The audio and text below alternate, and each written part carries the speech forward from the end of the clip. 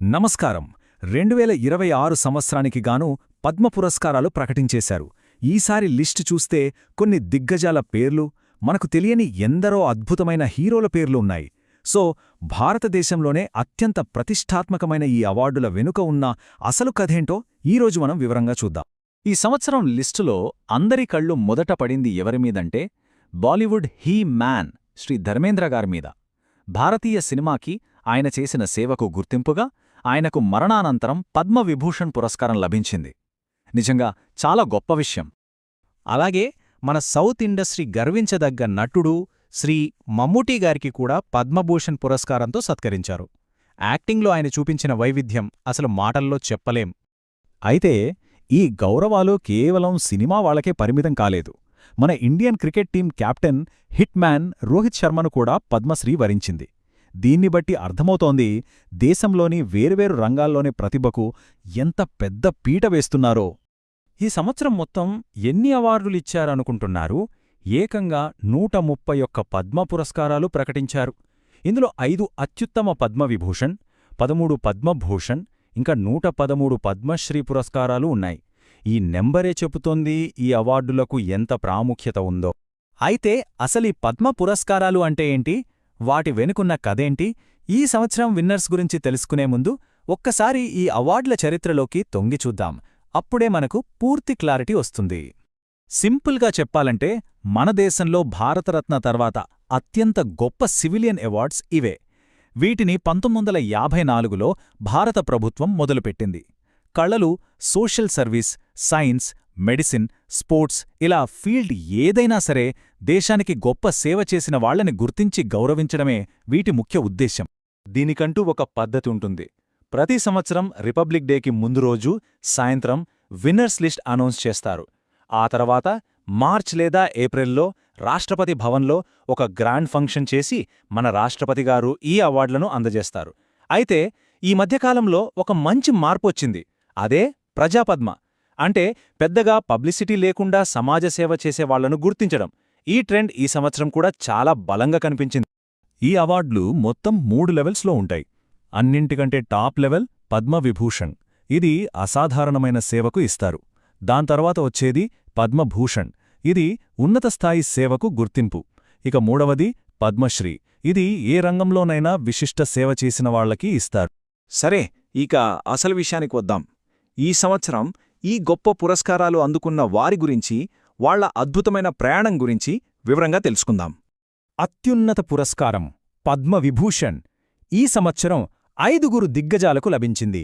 వీరిలో మనం ముందే చెప్పుకున్నట్టు బాలీవుడ్ ఐకాన్ శ్రీ ధర్మేంద్ర గారు, అలాగే కేరళ రాజకీయాల్లో తనదైన ముద్ర వేసిన శ్రీ విఎస్ అచ్యుతానందన్ గారికి మరణానంతరం ఈ గౌరవం దక్కింది. వీరితో పాటు తన తీర్పులతో న్యాయ వ్యవస్థకు వన్నె తెచ్చిన జస్టిస్ కెటి థామస్, వయోలిన్తో సంగీత ప్రపంచాన్ని ఉర్రుతులూగించిన శ్రీమతి ఎన్ రాజం, ఇంకా నిర్భయమైన జర్నలిజంకి పేరుగాంచిన శ్రీ పి నారాయణన్ కూడా ఉన్నారు. ఇక పద్మభూషణ్ జాబితా చూస్తే 90ల సంగీత ప్రపంచాన్ని ఏలిన శ్రీమతి అల్కా యాగ్నిక్, తన నటనతో ఎన్నో అవార్డులు గెలుచుకున్న శ్రీ మమ్ముట్టి, భారత బ్యాంకింగ్ రంగానికి కొత్త దారి చూపిన శ్రీ ఉదయ్ కోటక్, ఇంకా టెన్నిస్ కోర్ట్లో భారతదేశ జెండాను ఎగరేసిన శ్రీ విజయ్ అమృతరాజులున్నారు. తమ రంగాల్లో వీళ్లంతా లెజెండ్స్. ఇక పద్మశ్రీ పురస్కారాలలో స్పోర్ట్స్ కేటగిరీ ఎప్పుడూ స్పెషలే. క్రికెటర్లు రోహిత్ శర్మ, హర్మన్ప్రీత్ కౌర్తో పాటు హాకీ కోచ్ బల్దేవ్ సింగ్, పారా అథ్లీట్ ప్రవీణ్ కుమార్ లాంటి ఎంతోమంది క్రీడాయోధులు ఈ గౌరవాన్ని అందుకున్నారు. దేశానికి గర్వకారణంగా నిలిచిన వీరికి ఇది సరైన గుర్తింపని చెప్పాలి. అయితే ఈ అవార్డుల అసల కథ కేవలం మనకు తెలిసిన ఫేమస్ పేర్ల గురించే కాదు. ఈ సంవత్సరం కూడా పెద్దగా ప్రచారం లేకుండా సైలెంట్గా సమాజానికి సేవ చేసే ఎందరో సామాన్యులను గుర్తించి గౌరవించారు. అదే ప్రజాపద్మస్ఫూర్తి అంటే. ఆశ్చర్యంగా ఉంది కదా! ఈ సంవత్సరం పద్మశ్రీ పురస్కారాలలో దాదాపు 45 మందిని తెర వెనుక హీరోలుగా గుర్తించారు. దీన్ని బట్టి మనకర్థమవుతోంది అట్టడుగు స్థాయిలో పనిచేసేవారిని గుర్తించడానికి ప్రభుత్వం ఎంత ప్రాధాన్యత ఇస్తోందో. దీని గురించి మన హోంమంత్రి అమిత్ షా ఏమన్నారంటే, ఈ పురస్కార గ్రహీతలు నిజంగా సమాజంలో మార్పు తీసుకొచ్చే మార్గదర్శకులు. వాళ్ల అసాధారణమైన విజయాలు అలుపెరగని నిబద్ధతతో దేశ పురోగతికి ఎంతగానో సాయపడ్డారు. దీనికొక్క అద్భుతమైన ఉదాహరణ శ్రీ అంకె గౌడగారు. ఒకప్పుడు బస్ కండక్టర్గా పనిచేసిన ఈయన తన జీవితాంతం సంపాదించిన డబ్బుతో 2 మిలియన్లకు పైగా పుస్తకాలతో ఒక ఫ్రీ లైబ్రరీని కట్టించారు. ఎందరికో జ్ఞానాన్ని పంచుతున్నారు. చూశారా, ఒక సామాన్యుడి అసామాన్య సేవ అంటే ఇదే. మరో స్ఫూర్తిదాయకమైన కథ డాక్టర్ అర్మిడా ఫర్నాండెస్దే. ఈవిడ ఒక పీడియాట్రిషియన్. ఆసియాలోనే మొట్టమొదటి హ్యూమన్ మిల్క్ బ్యాంకును స్థాపించి ఎంతోమంది పుట్టిన పసిపిల్లల ప్రాణాలు కాపాడారు. ఇలాంటి నిస్వార్థ సేవను గుర్తించడమే ప్రజా పద్మ యొక్క నిజమైన లక్ష్యం. సరే, ఇప్పుడు మన తెలుగు రాష్ట్రాలైన ఆంధ్రప్రదేశ్ మరియు తెలంగాణ నుండి పద్మ పురస్కారాలు అందుకున్న వారి గురించి ప్రత్యేకంగా తెలుసుకుందాం. మన తెలుగు రాష్ట్రాల నుండి ఈ సంవత్సరం ఏకంగా 11 మంది పద్మ పురస్కారాలకు ఎంపికయ్యారు. ఇది మనందరికీ గర్వకారణం.